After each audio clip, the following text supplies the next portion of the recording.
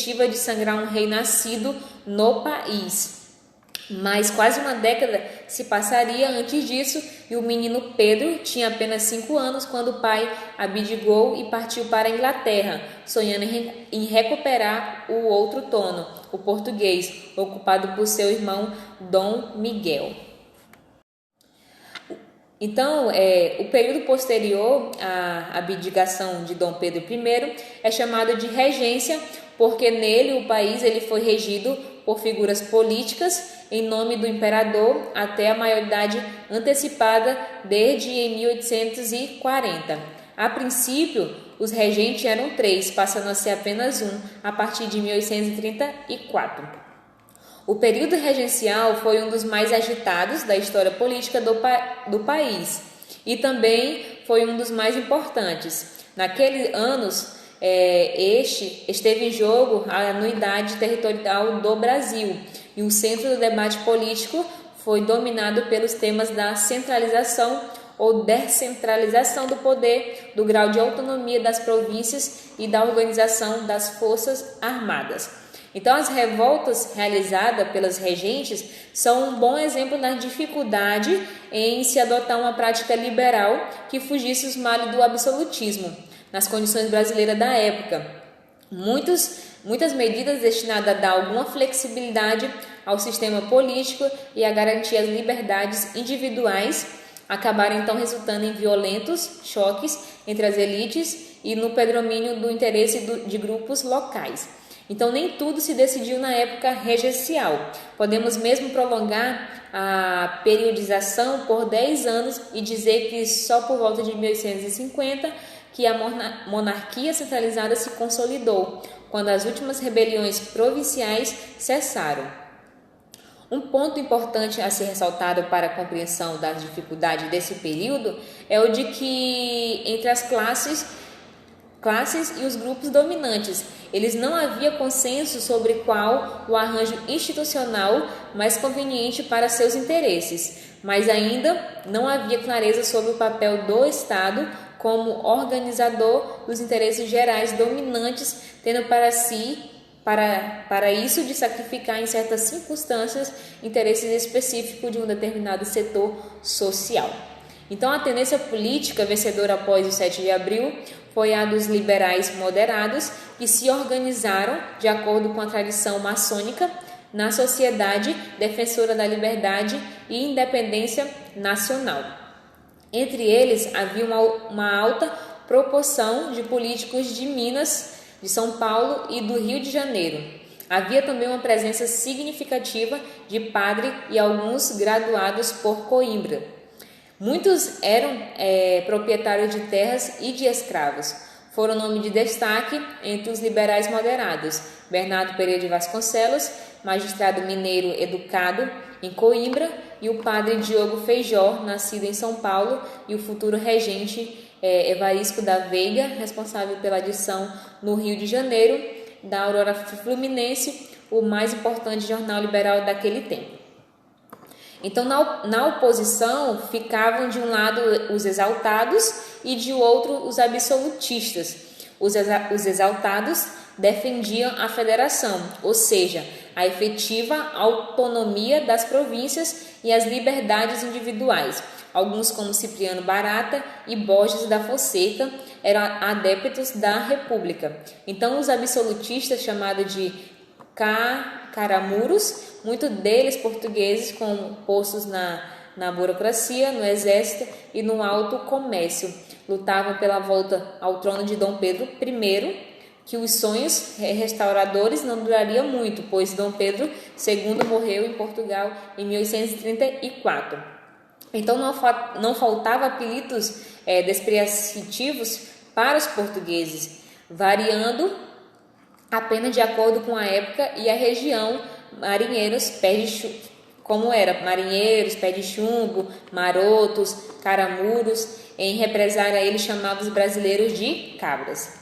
Então, nesse período regencial, entre outros pontos, trataram de suprimir ou diminuir as atribuições de órgão da monarquia e criar uma nova forma de organização militar, que reduzisse o papel do exército.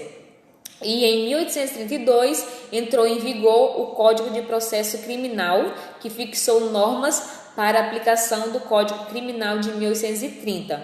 O Código de Processo deu maiores poderes aos juízes de paz eleitos na localidade já no reinado de Dom Pedro I, mas que agora podiam, por exemplo, prender e julgar pessoas acusadas de cometer pequenas infrações. Ao mesmo tempo, seguindo o modelo americano e inglês, o Código de Processo instituiu o júri para julgar a grande maioria dos crimes e o habeas corpus, a ser concedido a pessoas presas ilegalmente ou cuja liberdade fosse ameaçada. Logo adiante, ao tratar da questão da escravatura e do poder local, veremos como essas medidas, em princípios positivistas, acabaram muitas vezes por resultar na impunidade de traficantes e assassinos. Então, uma lei de agosto de 1834, chamada de Ato Adicional, porque fez adições e alterações na Constituição de 1824, determinou que o poder moderador não poderia ser exercido durante a regência. Então, suprimiu também o Conselho de Estado. Os presidentes da província continuaram a ser designados pelo governo central, mas criaram-se assembleias provinciais com maiores poderes em substituição aos antigos conselhos gerais. Além disso, legislou-se sobre a repartição de rendas entre o governo central, as províncias e aos municípios, atribuindo então às assembleias provinciais competências para fixar as despesas municipais e das províncias e para lançar os impostos necessários ao atendimento dessas despesas, contando que não prejudicassem as rendas a serem arrecadadas pelo governo central. Essa fórmula vaga de repartição de impostos permitiu então às províncias e a obtenção de recursos próprios à custa do enfraquecimento do governo central, que uma das atribuições mais importantes dada às assembleias provinciais foi a de nomear e determinar funcionários públicos. Desse modo, colocava-se nas mãos dos políticos regionais uma arma significativa, tanto para obter votos em troca de favores como para perseguir inimigos. Então, quando começou o período regencial, o exército era uma instituição mal organizada, vista pelo governo com muita suspeita. Então, mesmo após a abdicação de Dom Pedro, o número de oficiais portugueses continuou a ser significativo. E não, a maior preocupação vinha então, porém, da base do exército, formada por gente mal paga, insatisfeita e propensa a aliar-se ao povo nas rebeliões urbanas. E uma lei de agosto de 1831 criou a Guarda Nacional, em substituição às antigas milícias. Ela era cópia de uma lei francesa do mesmo ano. Então a ideia consistia em organizar um corpo armado de cidadãos confiáveis, capaz de reduzir tanto os excessos do governo centralizado como as ameaças das classes perigosas.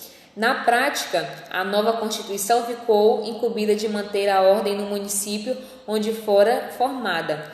Foi chamada, em casos especiais, a enfrentar rebeliões fora do município e a proteger as fronteiras do país sob o comando do exército. Compunha-se obrigatoriamente a Guarda Nacional como regra geral. Todos os cidadãos com direito de voto nas eleições primárias que tiverem entre 21 e 60 anos. O alistamento obrigatório para a Guarda Nacional desfalcou os quadros do Exército, pois quem pertencesse à primeira ficava dispensado de servir no segundo, e até 1850 os oficiais inferiores da Guarda Nacional eram eleitos pelos integrantes da corporação em eleição presidida pelo juiz de paz. Então a realidade nacional e as necessidades de estabelecer uma hierarquia se sobrepuseram ao princípio eletivo. As eleições foram então se tornando letra morta e desapareceram antes mesmo que a lei fosse mudada. Então, as revoltas do período regencial não se enquadram em uma moldura única. Então elas tinham a ver com as dificuldades da vida cotidiana e as incertezas da organização política, mas cada uma delas resultou de realidades específicas, provinciais ou locais. Muitas rebeliões, sobretudo até meados da década iniciada em 1830, ocorreram nas capitais mais importantes, tendo como protagonista a tropa e o povo. No Rio de Janeiro houve 5 levantes entre 1831 e 1832. E em 1832 a situação se tornou tão séria que o Conselho de Estado foi consultado sobre que medidas deveriam ser tomadas para salvar o imperador menino caso a anarquia se instalasse na cidade e as províncias do norte se separassem das do sul. Sendo assim, muito diferente dessas revoltas foi a Guerra dos Cabanos em Pernambuco entre 1832 e 1835. Esse movimento acontecia nos pontos rural, que se diferenciou também das anteriores insurreições pernambucanas. Por seu conteúdo, os cabanos reuniam pequenos proprietários, trabalhadores do campo, índios e escravos, e no início alguns senhores de engenho. Sobre alguns aspectos, constituíram uma antecipação do que seria a revolta sertaneja de Canudos no início da República. Então lutaram em nome da religião, pelo retorno do imperador contra os chamados carbonários jacobinos, em uma referência feita por seus líderes, nos revolucionários franceses e as sociedades secretas liberais europeias no século XIX. Dessa forma, camadas pobres da população rural expressavam suas queixas contra as mudanças que não entendiam e eram distantes de seu mundo. Os cabanos contaram com o apoio dos comerciantes portugueses do Recife e de políticos restauracionistas na capital do Império. Depois de uma guerra de guerrilhas, os rebeldes foram afinal derrotados, ironicamente, por Manuel Carvalho Paes de Andrades, a mesma pessoa que proclamara em 1824 a Confederação do Equador e era agora presidente da província. Após o ato adicional de 1834, ocorreram a cabanagem no Pará em 1835 até o ano de 1840, que não deve ser confundida com a Guerra dos Cabanos em Pernambuco, a Sabina na Bahia no período de 1837 a 1838, a Balaiada no Maranhão no ano de 1838 a 1840 e a também de Farroupilha no Rio Grande do Sul em 1836 a 1845. Quando se sabe que muitas das antigas queixas das províncias se voltavam contra a centralização monárquica, pode parecer estranho o surgimento de tantas revoltas neste período. Afinal de contas, a regência procurou dar alguma autonomia às assembleias provinciais e organizar a distribuição de rendas entre o governo central e as províncias. Ocorre, porém, que, agindo nesse sentido, os regentes acabaram incentivando as disputas entre elites regionais pelo controle da província, cuja a importância crescia. Além disso, o governo perdera a aura da legitimidade que bem ou mal tivera enquanto o imperador esteve no trono. Algumas indicações equivocadas para o presidente da província fizeram o resto. A cabanagem explodiu no Pará, região frouxamente ligada ao Rio de Janeiro. A estrutura social não tinha aí a estabilidade de outras províncias. Nem havia uma classe de proprietários rurais bem estabelecida. Era um mundo de índios, mestiços, trabalhadores, escravos ou dependentes e uma minoria branca, formada por comerciantes portugueses e uns poucos ingleses e franceses. Essa minoria se concentrava em Belém, uma pequena cidade de 12 mil habitantes. Por aí escoava a modesta produção de tabaco, cacau, borracha e arroz. Uma contenda entre o grupo da elite local sobre a nomeação do presidente da província abriu caminho para a rebelião popular. foi proclamada a independência do Pará. Uma tropa cuja base se compunha de negros, mestiços e índios atacou Belém e conquistou a cidade.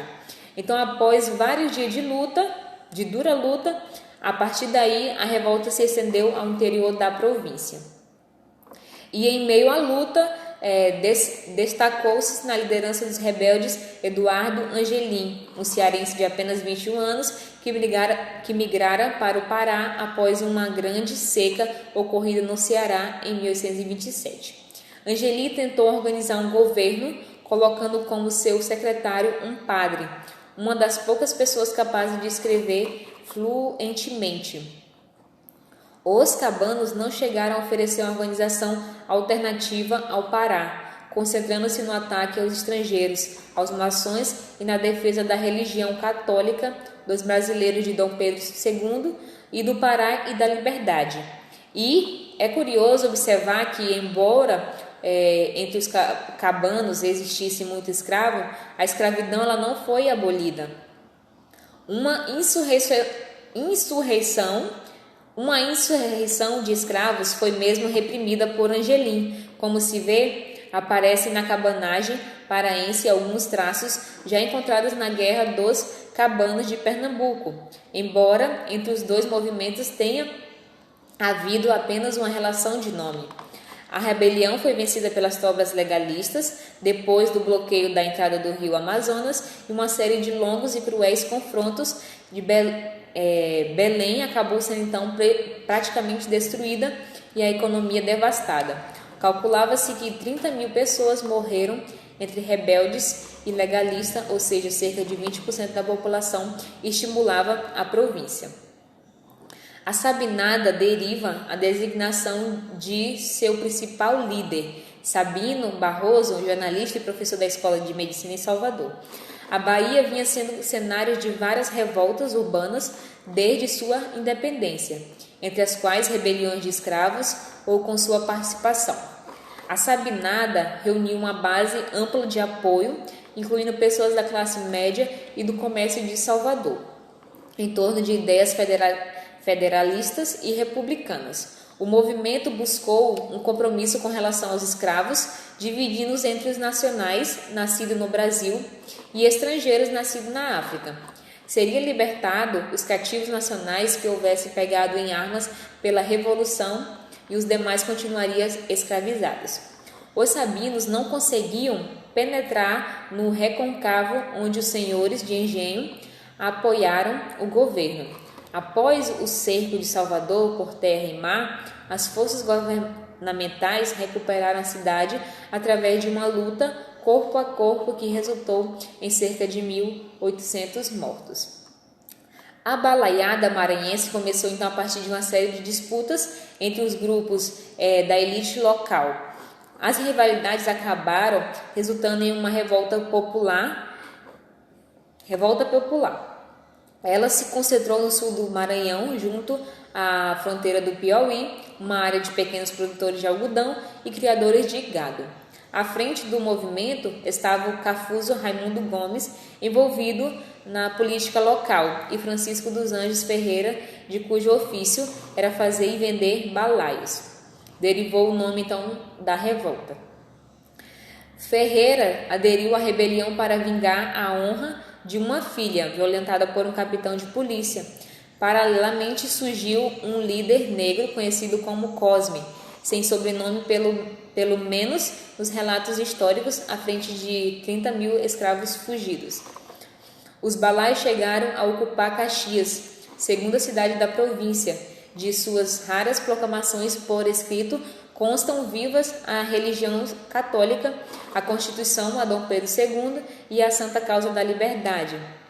Temas de natureza social ou econômica não são evocados, mas é difícil imaginar que Cosme e seus homens não estivessem lutando por sua causa pessoal de liberdade, fosse ela santa ou não.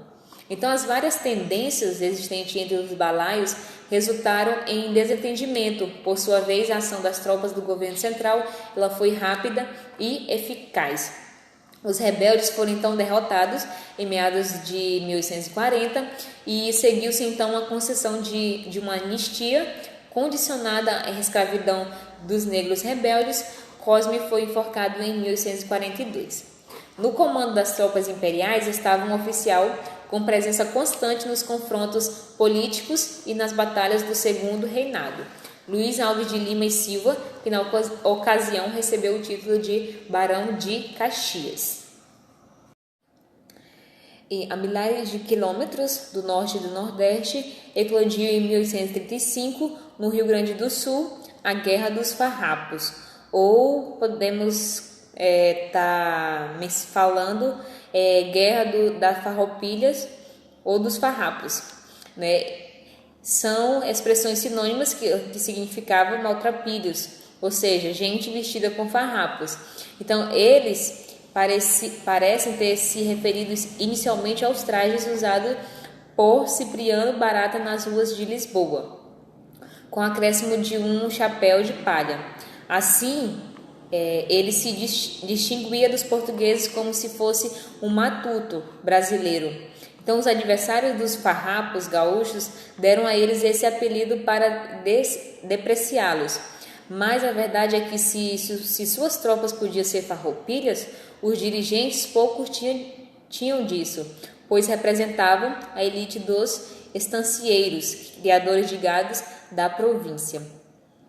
O Rio Grande do Sul era um caso especial entre as regiões brasileiras, desde os tempos da colônia, por sua posição geográfica, formação econômica e vínculos sociais. Os gaúchos tinham muitas relações com o mundo plantio, em especial com o Uruguai. Os chefes de grupos militarizados da fronteira, os caudilhos, que era chamado, eram também criadores de gados, que mantinham extensas relações naquele país. Aí possuía terras e se ligavam pelo casamento com muitas famílias. Por outro lado, a economia rio-grandense, do ponto de vista da destinação de seus produtos, estava tradicionalmente ligada ao mercado interno brasileiro.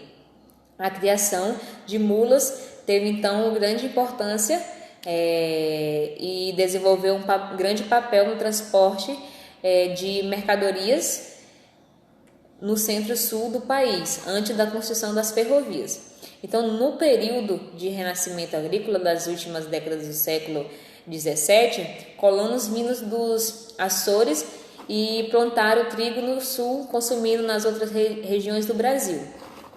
Quando foi proclamada a independência em 1822, esse período de expansão do trigo já se encerrara devido às pragas e à concorrência americana, mas os vínculos com o resto do país permaneceram. A criação de gado se generalizou na região, assim como a transformação da carne bovina em charque, carne seca. O charque era um produto vital destinado ao consumo da população pobre e dos escravos do sul e do centro-sul do Brasil. Então, criadores de gados e charqueadores formavam dois grupos separados. Os criadores estavam estabelecidos na região da Campanha, situado na fronteira com o Uruguai. Então, os charqueadores, eles tinham suas indústrias instaladas no litoral, nas áreas das lagoas, onde se concentravam cidades como Rio Grande e Pelotas. Criadores e charqueadores se utilizavam de mão de obra escrava, além de trabalhadores dependentes deles. Então, as queixas do Rio Grande do Sul contra o governo central vinham de longe. Os gaúchos achavam que, apesar da contribuição da província para a economia brasileira, ela era explorada por um sistema de pesados impostos.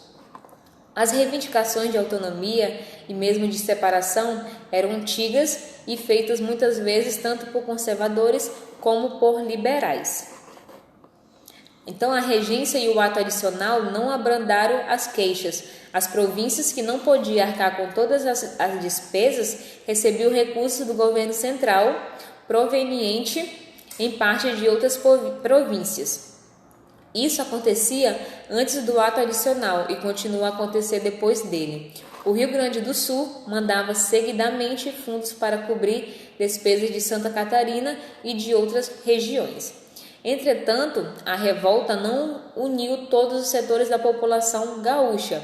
Ela foi preparada por estrangeiros da fronteira e algumas figuras da classe média da cidade, obtendo apoio principalmente nesses setores sociais. Os charqueadores, que dependiam do Rio de Janeiro, que era o maior centro consumidor brasileiro de charque e de couros, ficaram ao lado do governo central. Além das queixas gerais já apontadas, os estrangeiros tinham razões próprias de descontentamentos. Eles pretendiam acabar com a taxação de gado na fronteira com o Uruguai ou reduzi-la, estabelecendo a livre circulação dos rebanhos que possuía nos dois países. Além disso, como já estavam organizados militarmente com seus pequenos exércitos particulares, baseado em uma chefia indiscutível, considerava então uma novidade perigosa a criação da Guarda Nacional com cargo eletivo de oficiais. Os farrapos contaram com o concurso de alguns oficiais de exército, chegados recentemente ao Rio Grande do Sul, entre eles João Manuel de Lima e Silva, irmão de um dos primeiros regentes e tio de Caxias. Nas fileiras dos revoltosos, destacaram-se pelo menos 2 dezenas de revolucionários italianos refugiados no Brasil, sendo o mais célebres dele Garibaldi. A figura mais importante do movimento foi Bento Gonçalves, filho de um rico estrangeiro com larga experiência militar nas guerras da região. Ele organizou lojas maçônicas na fronteira e usou o serviço postal dos maçons como alternativa para sua correspondência secreta. Estendeu assim a fronteira às sociedades maçônicas que proliferaram em todo o Rio Grande. A luta foi longa e baseada na ação da cavalaria. Garibaldi e Davi Canabarro levaram a guerra para o norte da província, assumindo assim por uns tempos o controle de Santa Catarina. Na região gaúcha dominada pelos rebeldes, foi proclamada na cidade de Piratini em 1838 a República de Piratini, cuja presidência coube ao Bento Gonçalves. A República não existiu apenas no papel, mas teve uma existência real, incluindo o estímulo da criação de gado e a exportação de charque e de couros. A posição do governo central foi entremeada de combate a concessões aos rebeldes, aos farrapos, não eram gente esfarrapada, e a região onde lutavam tinham para o império grande importância estratégica. Por exemplo, em princípio, em 1840, o governo central cedeu a uma das principais exigências econômicas dos farrapos, decretando uma taxa de importação de 25% sobre a carne salgada vinda do Prata e que concorria com a nacional. Um passo importante para o pôr fim ao conflito ocorreu quando, em 1842, Caxias foi nomeado presidente e comandante de arma da província. Ele combinou habilmente uma política de ataque militar e medidas de apaziguamento. Afinal, em 1845, após acordos em separado com vários chefes rebeldes, Caxias e Canabarro assinaram a paz. Não era uma rendição incondicional. Foi concedida anistia geral aos revoltosos, os oficiais farroupilhas entregaram-se então de acordo com suas patentes ao exército brasileiro e ao governo imperial assumiu então as dívidas da República de Piratini. Há controvérsia entre os historiadores sobre os farrapos desejarem ou não separar-se do Brasil, formando um novo país com o Uruguai e as províncias do Prata. Seja como for, um ponto comum entre os rebeldes era o de fazer do Rio Grande do Sul pelo menos uma província autônoma com rendas próprias, livre de centralização do poder imposto pelo Rio de Janeiro. Assim, a Revolução Farroupilha forçou o Brasil a realizar uma política externa na região platina, bem diferente da tradicional. Durante anos, o Brasil seria então forçado a não ter uma política agressiva no Prata e a busca com acordos com Buenos Aires para ocupar-se de uma revolução no interior de suas fronteiras. O fim da Farroupilha reacendeu as pretensões brasileiras de manter forte influência no Uruguai e os termos de que um mesmo poder, a Argentina, controlasse as duas margens do Rio da Prata.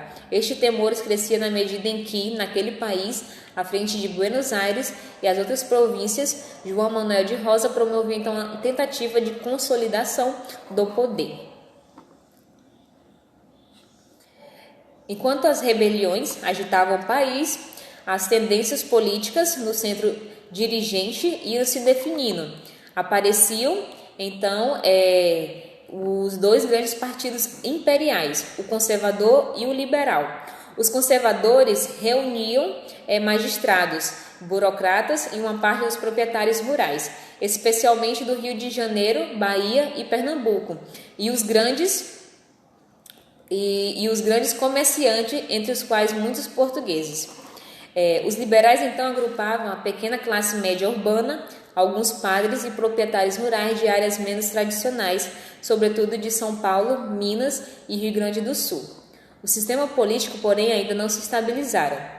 Nas eleições para a regência única, realizada em abril de 1935, o padre Feijó derrotou seu principal competidor, Holanda Cavalcante, proprietário rural de Pernambuco. O corpo eleitoral era extremamente reduzido, somando cerca de 6.000 eleitores. Então Feijó recebeu 2.826 votos e Cavalcante 2.251 votos. Pouco mais de 2 anos depois, em setembro de 1837, Feijó renunciou. Ele sofrera pressões do Congresso, sendo acusado de não empregar suficiente energia na repressão aos farrapos, entre cujos chefes estava um de seus primos. Nas eleições que se seguiram, triunfou Pedro de Araújo Lima, que foi futuro Marquês de Olinda, o antigo presidente da Câmara e senhor do Engenho em Pernambuco.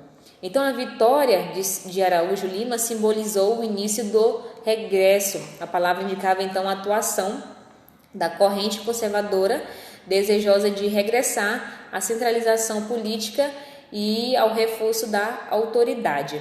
Uma das primeiras leis nesse sentido constituiu em uma interpretação do ato adicional em maio de 1940, que retirava das províncias várias de suas atribuições, especialmente no que diz respeito à nomeação de funcionários públicos. Então, pessoal, esse aqui foi nossa videoaula sobre o Segundo Reinado. No próximo vídeo iremos continuar falando sobre a história do Brasil. Nós iremos trazer então a história do Segundo Reinado. Então, até a próxima!